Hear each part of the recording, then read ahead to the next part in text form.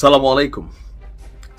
বাংলাদেশ সেনাবাহিনী এবং সরকারের মধ্যে সম্পর্কে ফাটল ধরেছে, এরকম নানান বক্তব্য মিডিয়া প্ল্যাটফর্মে যখন আমরা অনলাইন কিংদের মাধ্যমে পাচ্ছি, বৈষম্য বিরোধী ছাত্র আন্দোলনের অনেক নেতাদের মুখ থেকে পাচ্ছি, বিভিন্ন সংগঠনের যারা সেনাবাহিনীর বুটের দিকে তাকিয়ে কথা বলার মতন যোগ্যতা নেই, তারাও সেনাপ্রধানকে নিয়ে কথা বলে সেনাবাহিনীর দেশপ্রেম নিয়ে যখন প্রশ্ন তোলে এবং সেনাবাহিনীর প্রধানকে সরাসরি ভারতের রয়ের এজেন্ট দাবি করে, তখন মনে হয় যে সেনাবাহিনীর কি এতটা আকাল চলে আসছে। আমার নিজের কাছে মনে যে এগুলা আসলে কেন আমরা হজম করছি।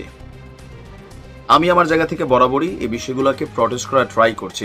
তবে আমি সেনাবাহিনীকে ধন্যবাদ দিই, আজকে বিষয়গুলা অনেকটা খোলামেলা আকারে সামনে এসেছে।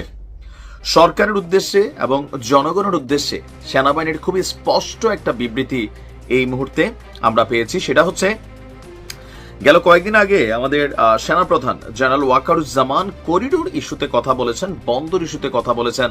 যখন এই নিউজগুলো আমরা দেখেছি, তো কেউ কেউ মনে করছেন যে অবশ্যই সেনাপ্রধান হিসেবে তার এই কথাটা বলার এখতিয়ার আছে। নির্বাচন বা অন্যান্য ইস্যুতে তিনি কি বলবেন সেটা আলাদা, বাট যেহেতু করিডোর দেশের সার্বভৌমত্বের সাথে কানেক্টেড, বন্দর এখানেও অনেকে বলেন যে সার্বভৌমত্বের সাথে কানেক্টেড, তবে করিডোরটা অতীব গুরুত্বপূর্ণ।